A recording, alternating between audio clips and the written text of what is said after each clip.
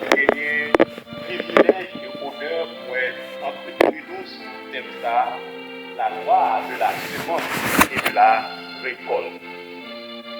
La loi de la semence et de la récolte. Et moi, j'ai lecture qui était faite dans Psaume 126 par notre sœur bien-aimée, la sœur Suzette. Psaume 126, c'est, ou du moins, qui est inscrit dans une série de psaumes, de psaume 120 à psaume 134, il y aurait les psaumes des degrés, ou du moins psaume des pèlerinages. Psaume des degrés, il n'y a pas aucune autre connotation. Les bons haïtiens sont capables de considérer, c'est parce que pour monter à Sion, route en escalier, donc chaque étape est considérée comme un degré, c'est ça que fait psaume des degrés, ou du moins psaume de pèlerinage. Cantique ça a été chanté lorsque les Juifs ont monté à Jérusalem 3 fois par an. Et c'était pour la fête des pains sans levain, la fête des moissons et pour la fête des récoltes. Et c'est peut-être dans un contexte comme ça que Psaume ça écrit. Psaume ça est constitué un témoignage de reconnaissance. Reconnaissance à l'Éternel pour retour d'Israël après 70 ans de larmes, après 70 ans de prière, et qui aboutit finalement à une aucune chaîne de délivrance pour le terre natale, délivrance pour le encore Sion. Frères et sœurs, nous ne pouvons pas éterniser nous sur le contexte comme ça, mais comme il est déjà important pour nous dire, nous déjà dans le thème semer. Alors la loi de la semence et de la récolte, nous voulons garder verset 5 là ensemble avec vous et nous avons une lecture rapide et solide. Qui sème dans les larmes moissonne avec des cris de joie. Qui sème dans les larmes moissonne avec des cris de joie. Semer, moissonner. Semence, récolte. Titre message nous pour matin, c'est semer pour récolter. Semer pour récolter. Frères et sœurs, la productivité, c'est un décret divin. Et sous décret ça, le monde fondé, le monde grandit et le monde transformé. C'est peut-être ça, moi, toujours parler de ça que vous avez des équations naturelles. Et parmi les équations naturelles que moi crois qui existaient, c'est que un peuple qui n'a pas produit, il est là pour vivre dans le sous-développement. Une église qui n'a pas édifié tête, il est là pour vivre dans un paralysé spirituel. Et un chrétien sans persévérance, c'est un chrétien qui n'a pas jamais grandi, qui n'a pas jamais arrivé à maturité spirituelle. Maintenant, moi là pour me dire, nos frères et sœurs, bon Dieu pas nous à la stérilité, mais nous à la productivité pour sa gloire. Dieu ne vous appelle pas à la stérilité, mais à la productivité pour sa gloire. Et moi, t'as aimé poser question ça ensemble avec nous, mes frères et sœurs. Qui moyen pour Dieu utiliser pour faire appel ça? Et c'est exactement ça que nous allons maintenant. Nous allons découvrir 3 canaux de communication. Bon Dieu servi avec eux, que bon Dieu servi avec eux pour relier nous à la productivité spirituelle et / matérielle. 3 canaux sérieux, c'est premièrement les décrets divins. Deuxièmement, c'est les oracles des prophètes et des sages. Et troisièmement, c'est l'enseignement de Jésus et des apôtres. Objectif, nous, c'est faire comment la loi de la semence et de la récolte ligne un ancrage biblique. Et ce n'est pas moi-même qui la matière pour tout, qui s'allie, qui caractéristique, vous mettez comme ça pour l'autre dimanche, non mais on l'autre,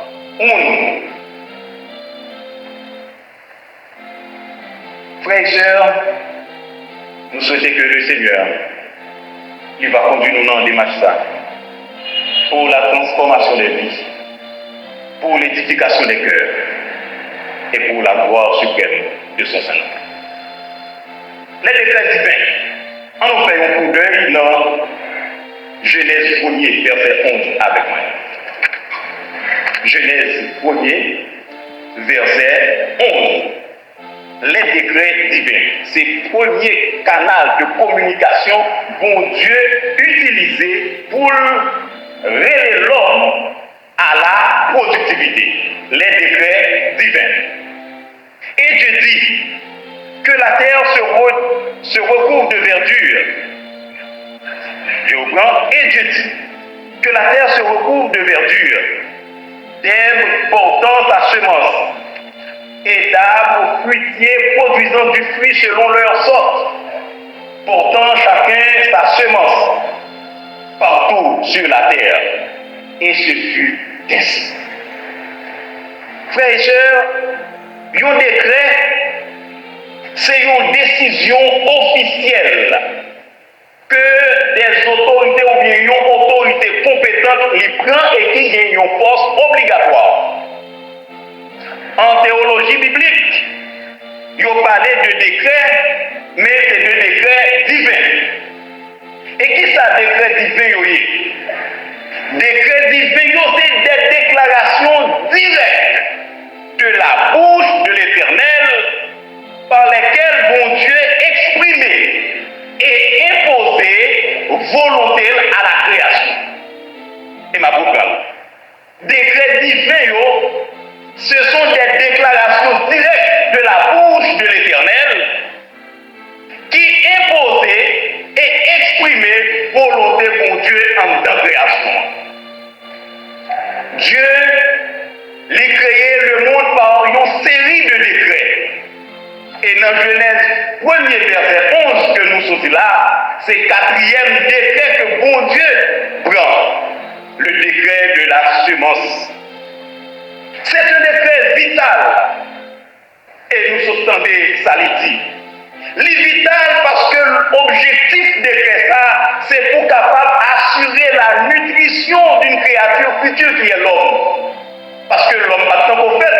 Mais bon Dieu qui est temps prend décret ça pour lui dire faut que bagaille sous terre pour l'homme manger, créature ça que nous allons faire.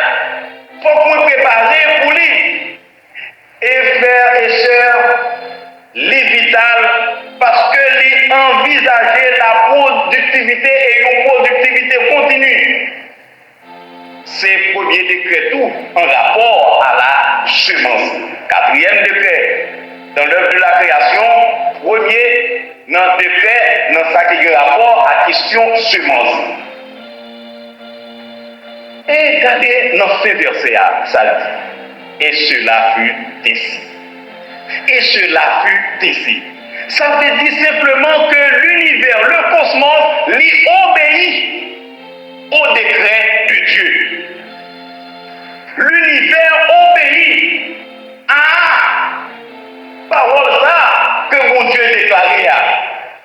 Ensuite, nous gagnons de l'autre disposition que mon Dieu prend. Au verset 29, toujours chapitre 1er, nous gardons l'autre acte que mon Dieu posait encore. Livrons l'autre décret. Et décret ça, c'est un acte de cession. Tandis que ça le dit. Bon Dieu t'a parlé.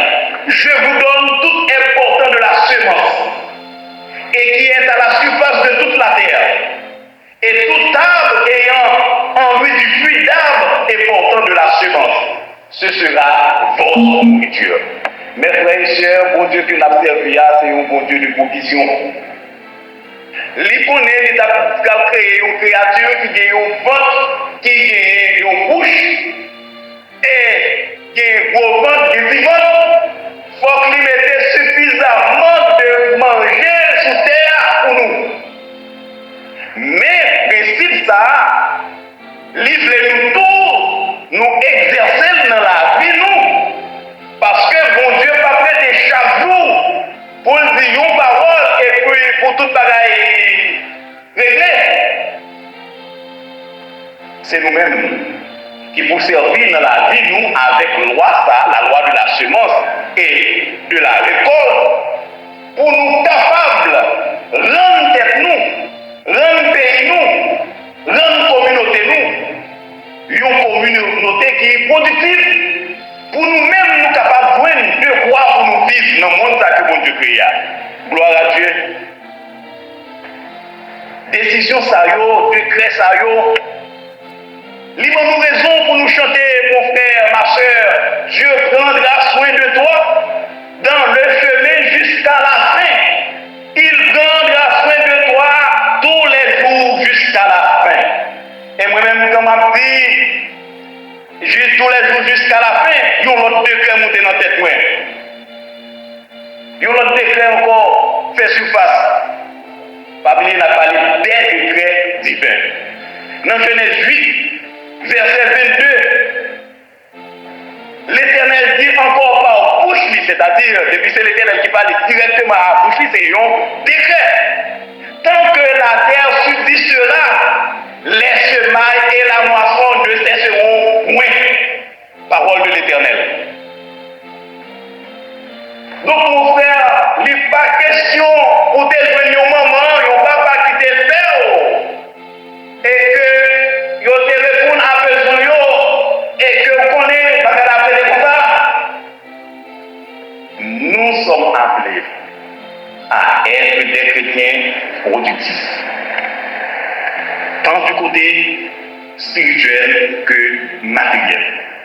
Et c'est avec un pile qui est serré.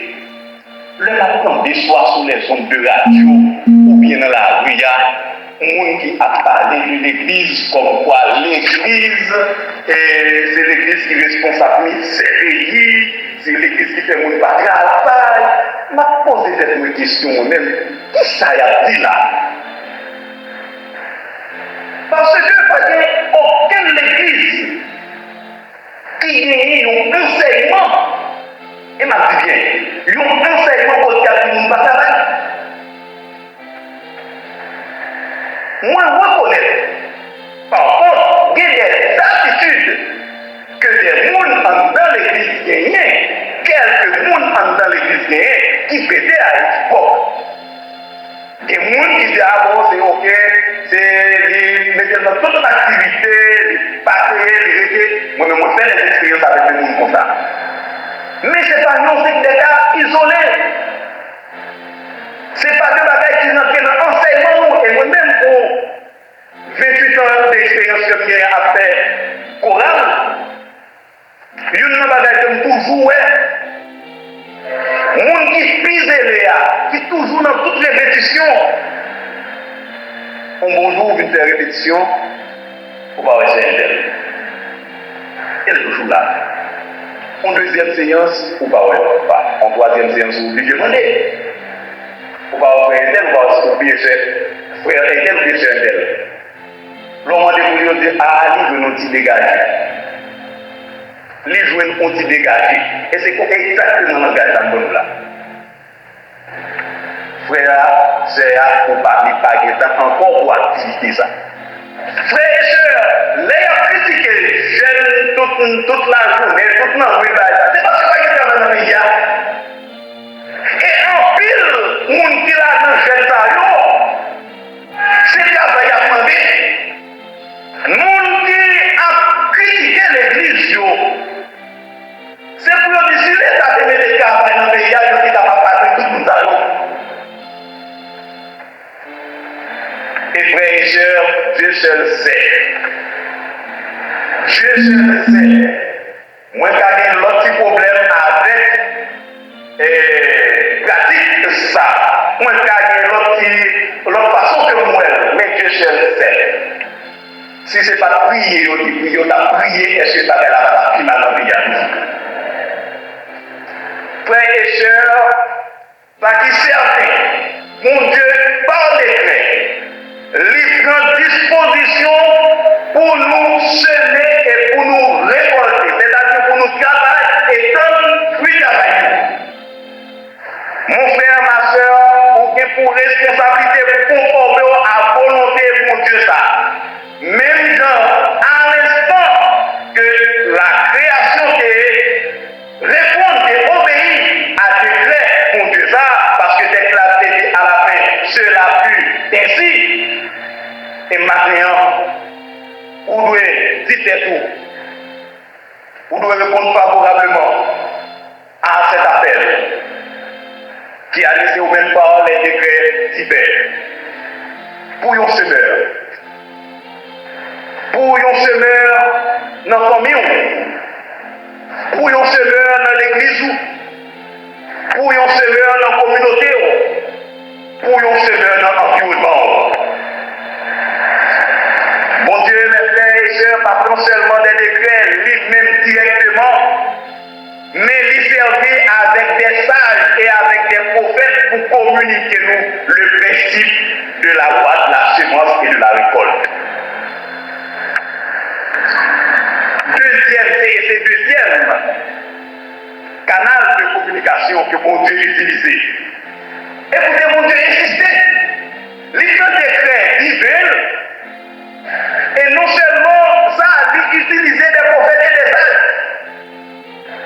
Ça montrait pertinence, ou du moins importance, bagaille ça pour mon Dieu. Yon oracle, les soins des prophètes et des sages. Yon oracle, c'est un type de déclaration que mon Dieu fait. Les déclarations faites de manière directe de la bouche de Dieu, il y a des décrets divers. En deuxième déclaration, encore, côté non oracle. Les oracles, c'est un type de déclaration, bon Dieu fait, mais cette fois-ci, l'utiliser bouche l'autre monde, l'utiliser la bouche des prophètes ou bien des sages. Et c'est ça qui est l'oracle. En d'autres termes, bon Dieu prêtait bouche prophète pour communiquer volontaire à l'homme. On considère quelques oracles.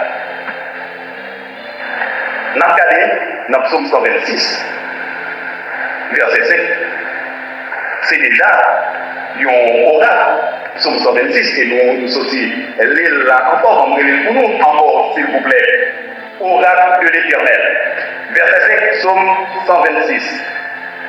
Il dit, qui sème dans les larmes, moissonne avec des cris de joie. C'est la volonté de Dieu parce que bon Dieu permet que le psalmiste dise avec bouche.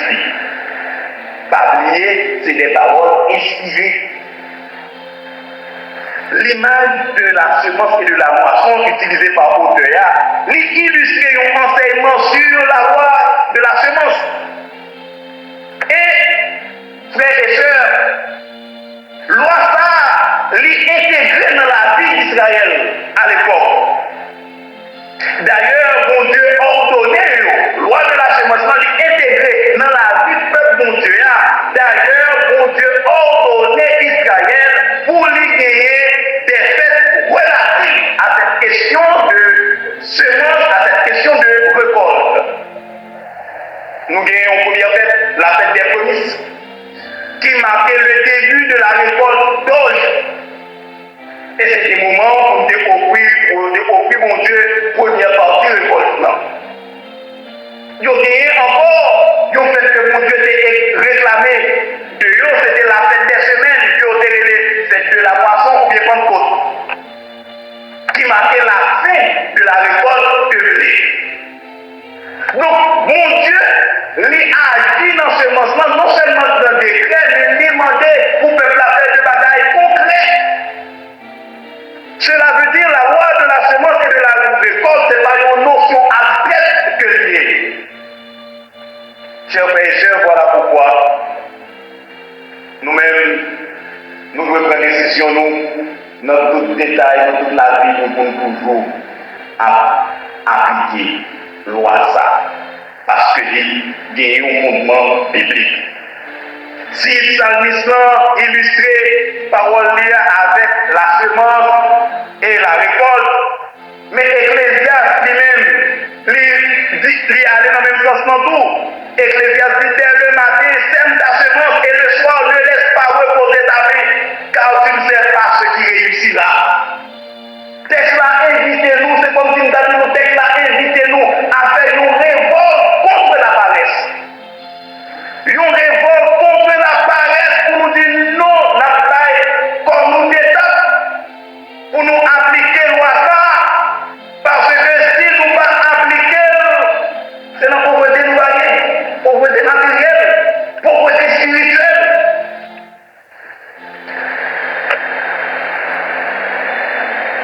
Non seulement nous gagnons un prophète, nous gagnons deux sages, un psalmiste et un sage. Mais le prophète nous a montré la bagarre là-dedans. Et l'Éternel employé formule ça non seulement pour le bénir, mais pour l'avertir, pour le bailler d'avertissement. Osée 10, verset 12 et 13. Ainsi parle l'Éternel par la bouche du prophète Osée. Semez, entendez bien, semez selon la justice, moissonnez selon la miséricorde. Semez selon la justice, moissonnez selon la miséricorde. Encore, la dualité, semer, moissonner. L'État parlé d'Israël qui était détourné de bon Dieu et de vrai Dieu. Par ailleurs, mais l'Éternel encore, pour lui fortifier le juif qui sortit en exil, il dit parole ça dans Zacharie 8, verset 12. Car il y aura des semailles de paix, la vie donnera son fruit, la terre donnera ses produits, et les cieux donneront leur rosée. Encore, semer, récolter. Donc, mes frères et sœurs, ça nous est capable de découvrir la loi de la semence et de la récolte venir tourner le langage de Dieu. Bon Dieu servir avec ça comme langage pour lui enseigner le monde des grandes vérités. Frères et sœurs, remarquez que bon Dieu parlait avec bouche libre.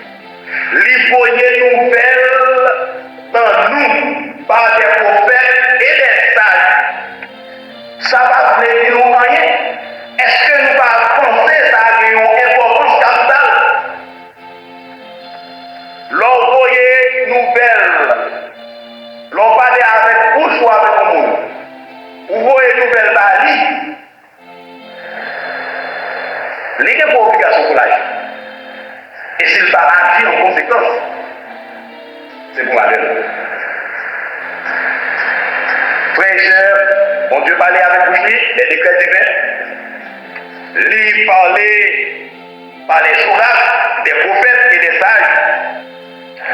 Mais troisième canal de communication que mon Dieu utilisait, c'est l'enseignement de Jésus et des apôtres.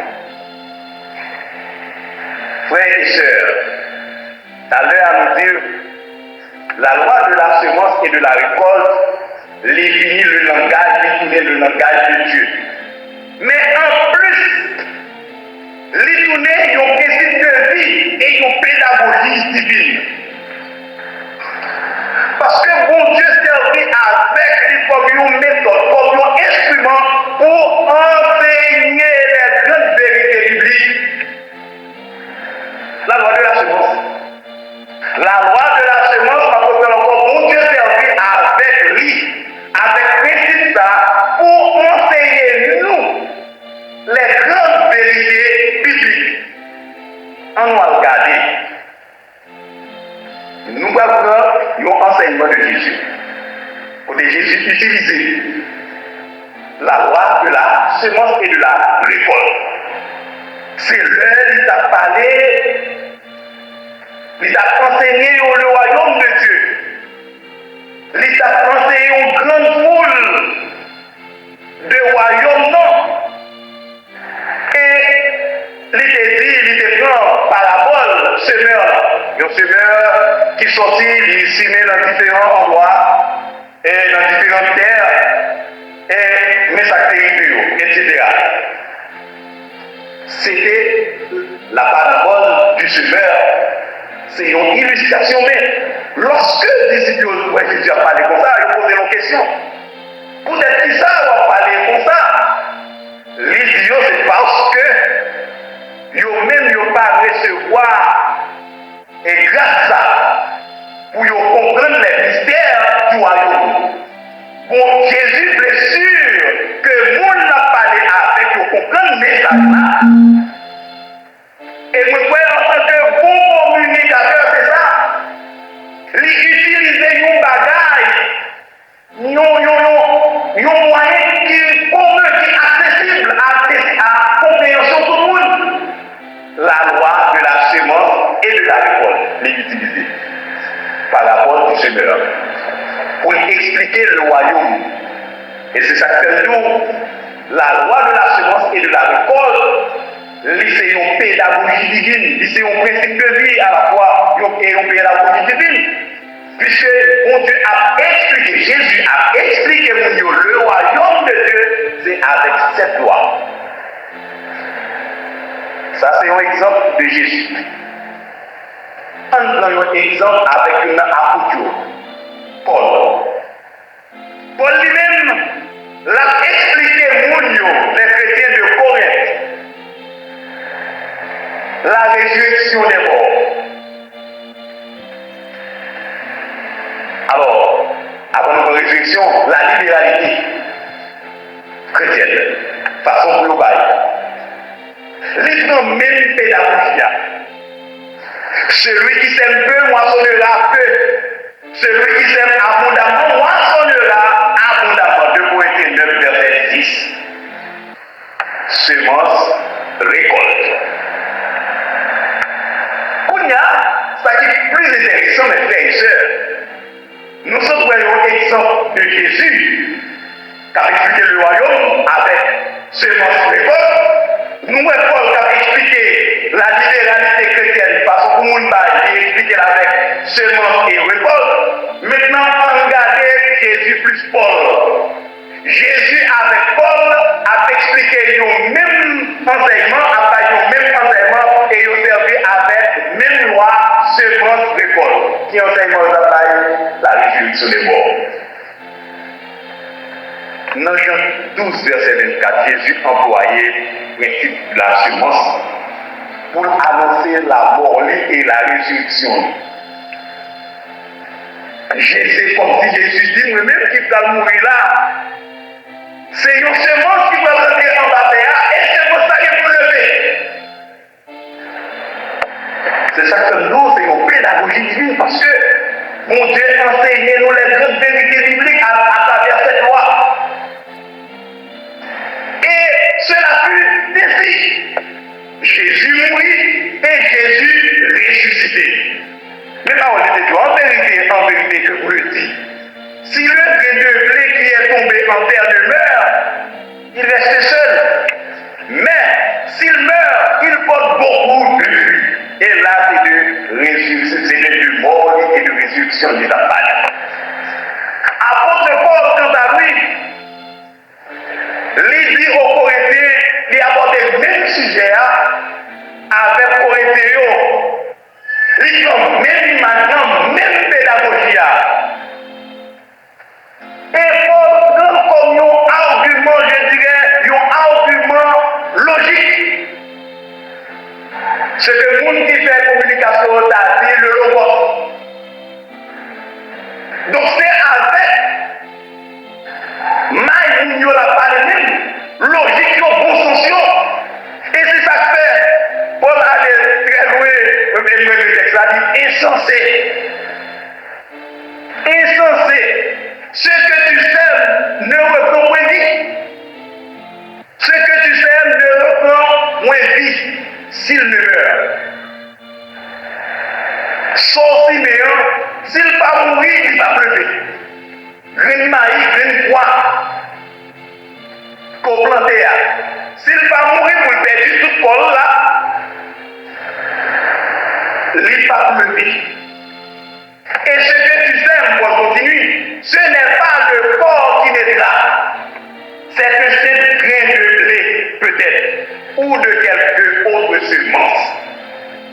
Jésus, avec Paul, lui a expliqué le mystère de la résurrection avec la loi de la semence et de la récolte.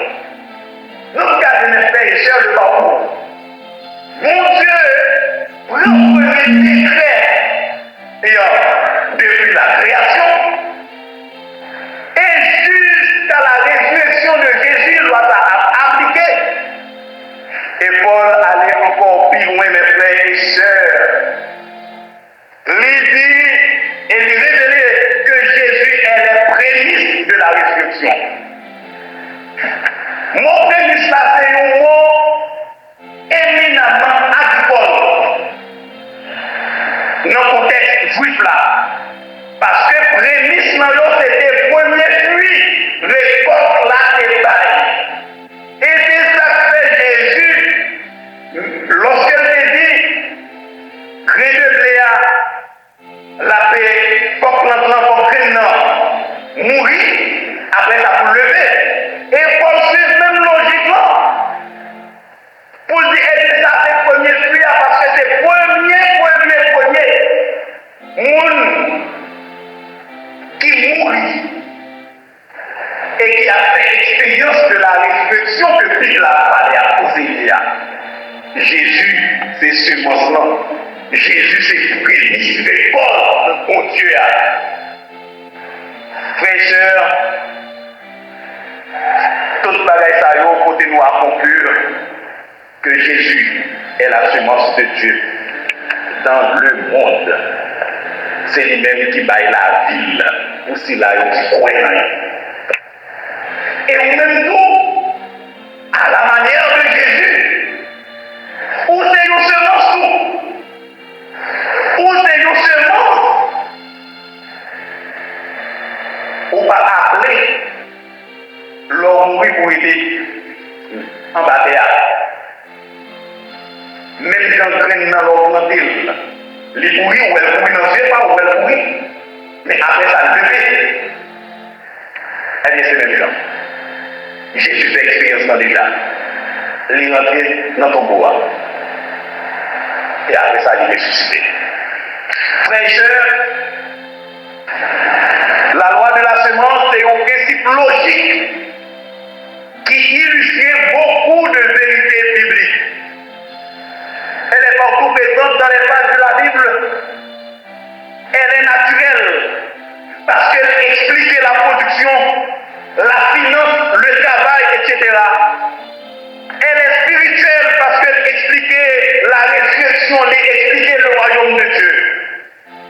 La loi de la semence les présente dans toute sphère la vie humaine des frères et sœurs. Ou même, je dis, ou bien pour prendre une décision matin. Pour dire loi ça, pour appliquer dans la vie chaque jour. Pour appliquer dans la vie spirituelle ou dans la vie matérielle. Bien-aimés de la foi, nous souhaitons la loi de la semence et de la récolte qui c'est un élément de langage de Dieu. Bon Dieu prend par décret. Sajo avec prophète yo enseigné. Et Jésus avec apôtre yo même tout. Yo enseigné. Mais plus encore, Christ lui-même, il accomplit mort ça. Il accomplit loi ça par sa mort et par sa résurrection. La parole de Dieu nous dit, celui qui sème pour sa chair, moissonnera de la chair la corruption. Mais celui qui sème pour l'esprit, moissonnera de l'esprit la vie éternelle. Galates 6:8. Pendant qu'on sorti ici à matin, pas oublier ça. Dieu ne vous appelle pas à la stérilité, mais à la productivité pour sa gloire. Mais ça, c'est pour objectif, mon frère et ma soeur, pour découvrir fondement biblique la loi de la semence et de la récolte, mais pour démontrer pertinence dans le processus du salut. Pour dire semence que le cimet. Non. Que semence va germer et qu'on connaît beaucoup de vie dans l'église, dans la communauté et dans le monde. Christ est fait semence pour vous, mes frères et sœurs. Pour mettre dans le monde qui est fait, qui est accompli pour pécher, et quoi dans la résurrection, et on va gagner la vie éternelle. Quoi dans le monde et dans la résurrection, et on va gagner la vie éternelle. Qu'il en soit ainsi pour vous et pour moi. Que le Seigneur obéisse, frère.